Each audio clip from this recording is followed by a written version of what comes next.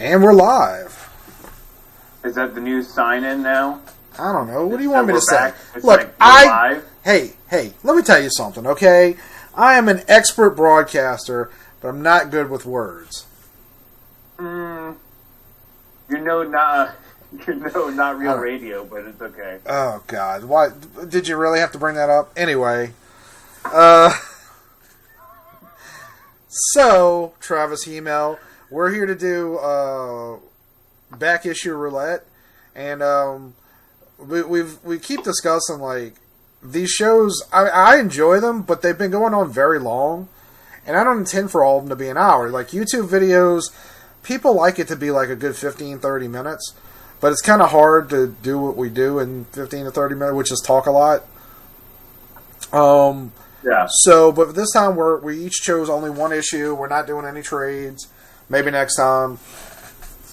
I think that's actually probably the best thing to do, because we do run a little long on these. So, and like the last thing we did, we were like, we're going to try and keep this short. Went longer than everything else. So, oh man, was that with the art book with just me doing Darwin Cook? Well, to be fair, to talk about. To be fair, I also recommended a Darwin Cook book. Parker, yeah. But yeah, so we're going to start. We usually start with yours. We're going to start with mine today. And so I ran across like a bunch of comics in a random box, and one of them is Fables number 134 from 2013. So it's weird to think of 2013 as being like back issue, but 7 years ago now. And Fables is one of my favorite comic book series of all time. It is, I would say, better than Preacher. Like if we're talking Vertigo books, I'm not as big a Sandman fan as a lot of people are. But Fables, it definitely belongs in Vertigo. There's certainly adult things about it, but it is an amazing book as long as you skip the first volume. The first volume is god awful, and then everything else is really good. But so we're going to start with the cover art, and Mark Willingham, or Mark Buckingham. You got Bill Willingham is the writer, and so Willingham Buckingham. It always messes with me. I was about to ask you, like, did you mispronounce Buckingham? No, but, Bill. I mean, I can see Willingham, Buckingham. I can see that getting messed up. I'm sure that probably happened during production. Like people would mess up. It probably happens at conventions. But yeah, no. Mark Buckingham used to be known as being the guy who inked Chris Bachalo a lot, and you can actually see in his earlier work looked a lot more like Chris Bachalo, who I'm a big fan of. But over the years, he's gotten this more. He's definitely somebody that you can see the Kirby influence on a lot of his work, and he's had more of a. It's not really painting, but more of a painterly style of his art, and just this beautiful cover. Accidentally went backwards to the Janet Jackson picture that I sent you. I was going to say completely different topic. Actually, what's funny is that the reason you sent that photo to me is it reminds me of this cover because, it's a more subdued cover and it's telling a different story versus a cover I recently drew. There was, it's different intentions with that cover, I should say. Yeah. I can see where you're going with that. So, the story is called, if you jump to the next page, the story is called Deeper Into the Woods. Now, this is sort of, you were talking, I don't remember what video we were doing, but you were talking about, like, going back to, like, when there's a single issue, there should be, like, just one and done stories. Yeah. And that's what this is. So, basically, at some point in the story of Fables, one of the main characters, the big bad wolf, dies. And this issue addresses that, and it's him meeting up with other characters who've died over the course of the series. And I don't want to I mean, one of them you'll see in a future panel if you're at all familiar with Fables or you start to read it. So unfortunately, it does give things away. But this is like towards the end of the series, like in the last year of the series. But it's basically Bigby talking. Most of it's him talking to one character, Little Boy Blue, about life and death and his role in it, and privileges that he gets as a god figure in the universe. And it's a very quiet issue. As you go, it's interesting because as you go deeper through the issue, if you're looking at that first panel of Bigby in his wolf form howling at the moon, it's very super detailed. Yeah, beautiful. Oh, it's an incredible page, and the reason why I like it are for a few things. They do some interesting things here.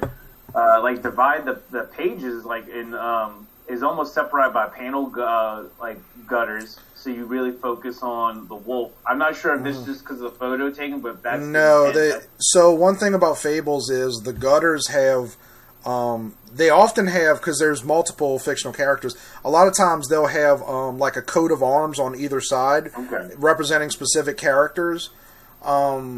Not every page, but certain issues. It's a very interesting book that does a lot of things different than other comics. Well, if that's the case, that makes it a little bit more interesting. There's no coat of arms, and they let the scenery kind of spread out into the side panels. And it's done very differently than it normally is. Yeah, and we've commented on this a couple of times, but when animals are drawn right, they look really good because it's some of the hardest things to capture, and the way the fur is rendered is really done well, especially with the lighting. Well, the lighting's from the top, and you can really get that sense of where that light's coming from by how good that fur is rendered. Well, the thing is, like for this book, I imagine Mark Buckingham had to work for quite a while, because Bigby's got two forms. He's got a human form, which is very dog-like, but human, and then he's got his wolf form, and so it's something that you have to get right. You can't have a book with a horse, and you can't draw horses. Yeah. So, and there's various other, there's a lot of... The story of Fables is basically all these fictional characters from ancient stories live in the same universe. And if you're thinking, it sounds like they ripped off Once Upon a Time, it's actually the opposite. It's a long story that I won't get into. This has been out, mid-2000s? Possibly. No, I know what you're talking about. Possibly earlier than that. Early to mid-2000s, though, yeah. Because, like Once Upon a Time, yeah, because when that TV show came out, it made me think of this immediately. All right, real quick. So, Bill Willingham pitched it to ABC and other places. And basically, Disney, and look, I love Disney, but they're a corporation, and they do crappy things quite often. They basically, after he left, was like, why would we pay this guy to do a series when we're the Fables company? Like, all these stories people know, or many of the stories in there, like Snow White is a main character. Yeah. If people know Snow White because of Disney, like most people, within certain age range. But anyway, so this issue, it's very quiet. There's not a lot of action. Well, there's no action, actually. And it's a lot of talking heads, but it's beautiful artwork, and it's very touching. As I get older, I get much weepier, so, the end of the story, I actually, teared up. And I highly recommend it. And and I'm not telling you to go get this particular back issue, unless you've read Fables before, and, you didn't get this far into it. But I so recommend Fables as a series. It's beautiful. Don't share it with your kids because it is adult. And please skip Volume 1. If you want to start with Volume 2, Animal Farm, perfectly fine. Volume 3 is kind of where I think it really picks up. But they won't. A reader won't miss anything, is what you're saying. Yeah, I mean, you're familiar with most of these characters, and the ones you're not, I mean, granted, there are versions of those characters. They're not exactly the same, but they're mostly the versions of it that you're familiar with. Yeah. So, and other ones you've at least heard of, like Old King Cole. You might not remember the story of Old King Cole, but you've probably heard the name. Flycatcher is the prince who the frog prince. So Pinocchio's another character in it.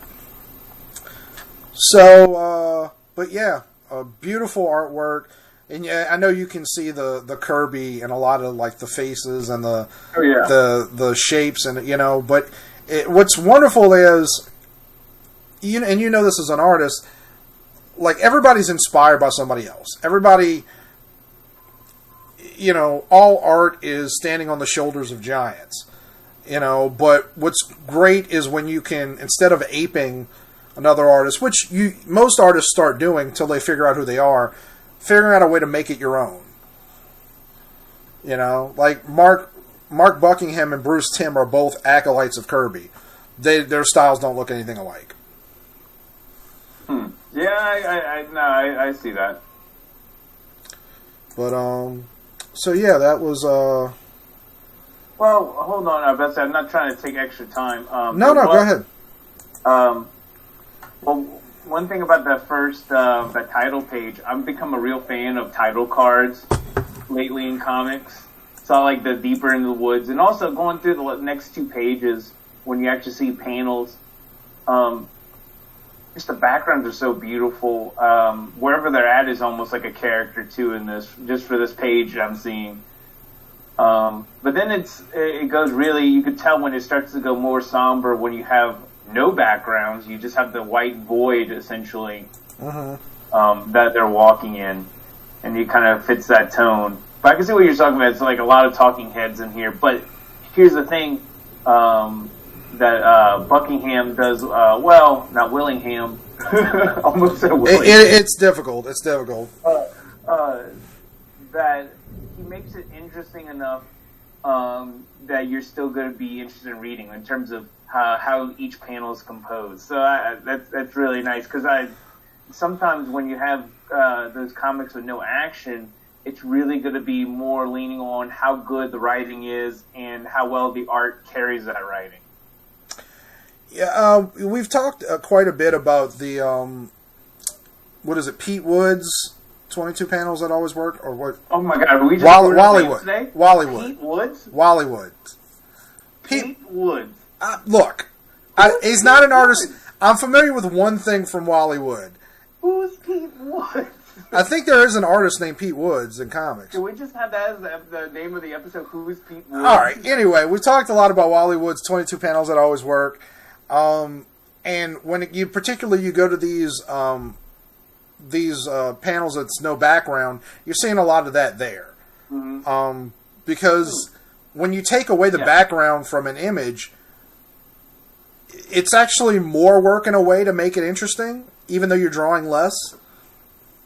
So, if you look at that page, the 6-panel page, the top panel is like this wide profile of Bigby and Little Boy Blue, and it's not that great because there's so much negative space. Although I imagine it's because the word balloon in there is pretty big. There's a lot to say there, but maybe not because actually panel 4 has more words. So here's the thing. Sometimes my own gripe as an artist is, like, for instance, I'm just guessing. I might be completely wrong.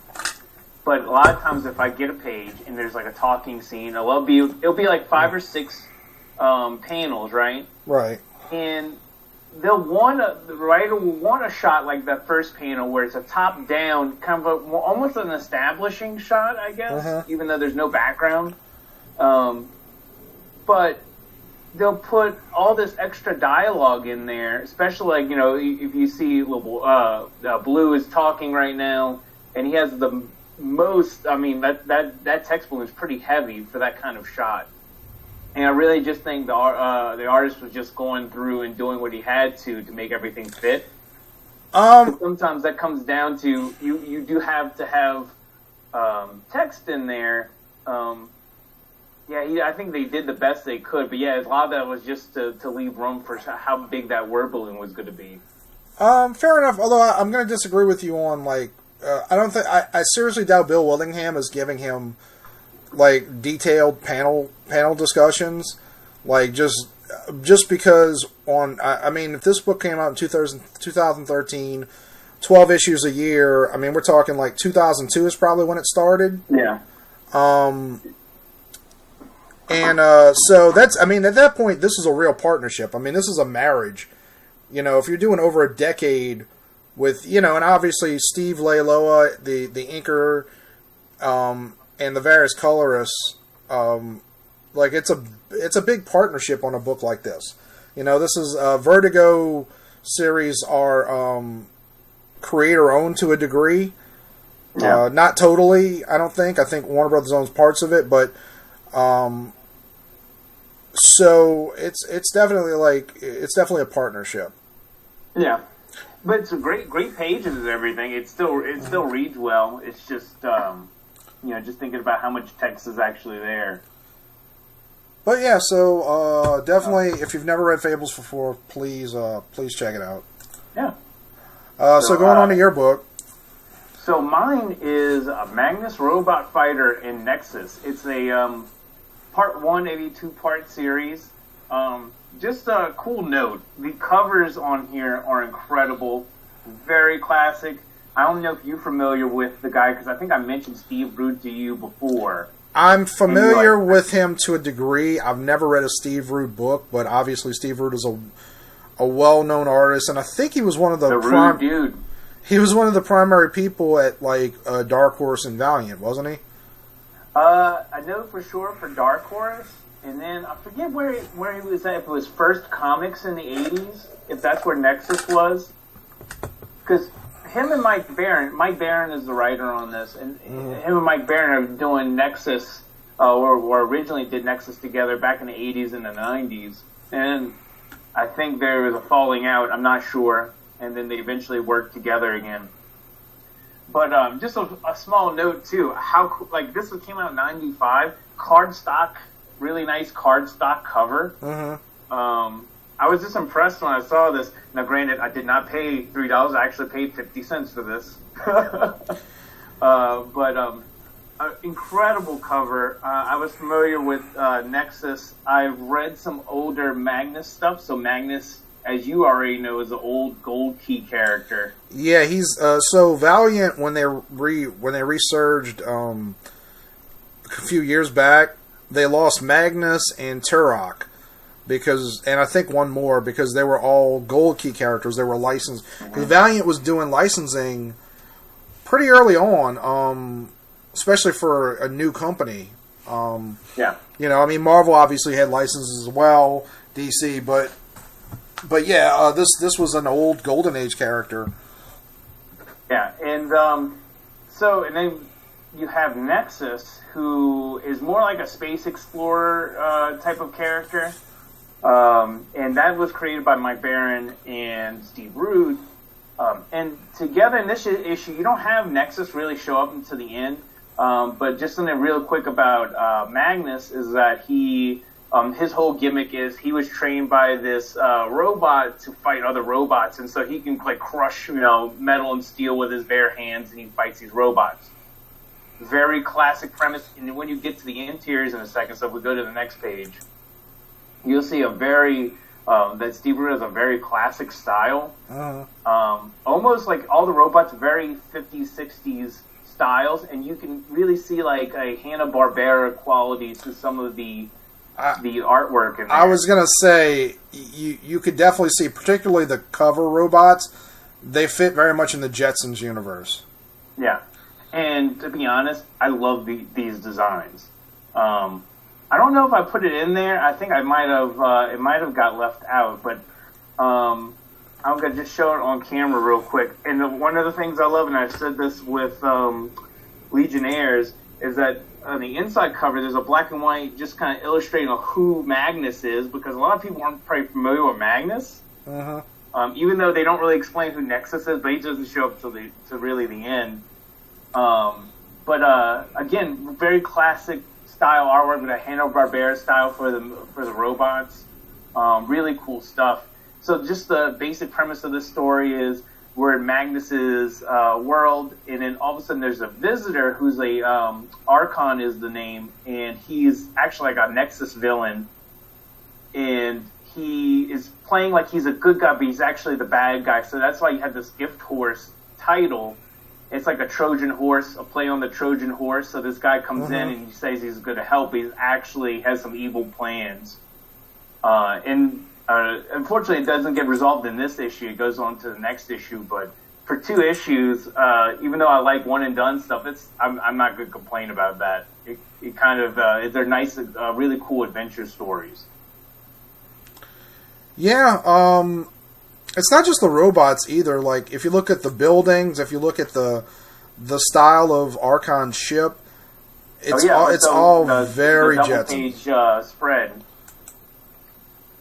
We'll just put this down. So yeah, I mean, this ironically, not ironically, it's not ironic at all. This fits more in the Back Issue Roulette in the sense of, like, this is something.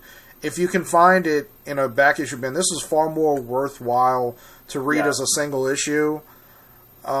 Which, to be fair, first issues tend to be.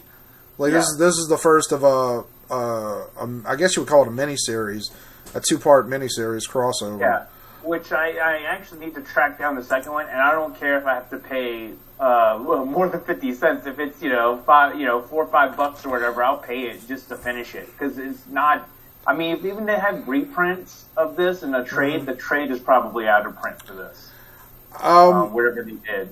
Well, you know, it's funny. I really wonder why because it's not like Magnus is like this well-known character. I really wonder why they didn't redesign the costume, because one thing I've always wondered about Magnus is, like, he's basically wearing like a male skirt, like short summer dress, and I've always wondered, like, I'm sure he's wearing underwear underneath there, but it seems really awkward whenever he, like, moves a leg. Yeah. You know, on the other hand, like, Nexus's costume I've always loved. Very simple, really cool, the colors pop. It's a great design. Let's put it that way. It's just a solid design, especially when Steve does comic book interiors. He's much more graphic, but when he does like covers, he's a lot more detailed. And of course, he uses a lot of color and everything. But you have really simple shapes and solid blacks that he uses. And if you look at the double-page spread, still you could really see that with the Hanna-Barbera style ship, and even like the buildings underneath it. Yeah, the Jetson style buildings and stuff. Them in the foreground, I didn't even notice that until now, actually. There you have Magnus and his girlfriend. I think her name is Leha or Leja, something like that. I think it's Leja. He says it in the... Yeah, it's Leja, yeah. Oh, you're saying the way you pronounce it, gotcha. Yeah, I don't know how I'm supposed to say it. It doesn't matter. It's a comic book. So I skipped ahead, obviously. I almost took a bunch of photos of him fighting robots, which are cool, but I didn't want to go too long. Right. But the next page after this is the intro of Nexus, which it gets so dramatic. I had to get the page before and the page after, because the ship pops in and you have the coloring. And at first, the coloring I wasn't a big fan of, but when you get to these pages, the way it's colored is very dramatic. It really fits really well. You have some good sound effects also to kind of create that tension. And then in the next page, you see that mysterious ship, and then you can see a little silhouette of Nexus, and you're just like wondering who the heck is that the entire time. But yeah, very cool stuff. And that cover is all painted by Steve Rude, is fantastic. The Rude dude, man, and I think there's 2 more pages, but I mean the one I really like the close up on Nexus, and you see his ship a little bit better. Another thing that's really done well, and I think it's just because Steve Rude's kind of like a classic, very classic kind of artist. You really get that good sense of movement. He loves using these organic shapes to help pull your eye in certain directions. You know, if you're looking at the one where you see, I think the panel 1 is that spaceship heading towards Nexus while he's on top of a ship. And so your eye just goes down, you go back up, and then you come back down when you see all those explosions, and then you get the curve of the ship bringing your eye back to Nexus. It's just really cool, really fun stuff that he does. You know, you've mentioned, like, images coming off the page, and one little trick that he does in that panel that you just mentioned is the corner of the ship breaks the panel border. Mm-hmm. And it's a very simple way of giving it an almost 3D effect. But, for sure, man. For sure. And the last page, I just thought it was cool because look how classic that robot is. It's like some 50s robot with like some projection of Archon's head. You know, and that's your last page. And to be honest, after I read that, I'm like, well, I'm getting the second one. Unfortunately, I got this close to right before quarantine happened, so I haven't been able to get back to the shop to go find this the second one. Very cool, though. All right, so I think that'll about do it for this. Yeah, you know, I think we did good. Yeah. Time wise, yeah. So, as we say every episode that we do of this, if you have the ability to go, pick up some comics from your local comic shop, because some comic shops are open. Like I know most of them are doing like curbside pickup and what have you. Go check it out. You can find Travis at artoftravishymel.com, Hymel. Yeah. Gnarly Barley. If you're in Louisiana, Travis is wearing a Gnarly Barley hat. Go get some Gnarly Barley beer. Oh yeah, they're still open. They're doing to-go stuff. Real quick though, I do have a online only Comic-Con coming up this weekend. So the weekend of the 25th and 26th.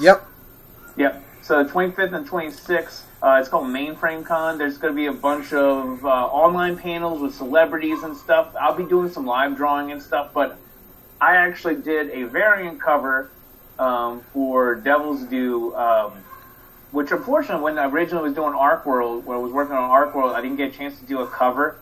But the opportunity came up to do a variant for it because I also had done the interior. So I did a variant, and proceeds from that do go to charities as well.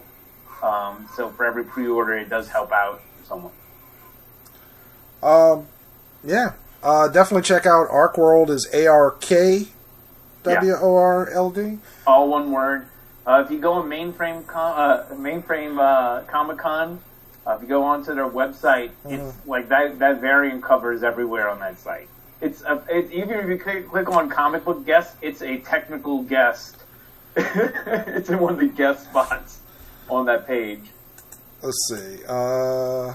Do I have? I'm trying to see if I'm pretty sure you sent it to me. Okay, so I'm gonna show the black. This isn't the colored version, but yeah. So the audience can see, and it's actually not even fully inked because you have the background of the one you sent me. You still had the ink, but oh no, it's the background. I don't know which one you're looking at, but I did pencils for it. I just I'm seeing. Oh, so you didn't ink that part? No. Okay. I did that intentional.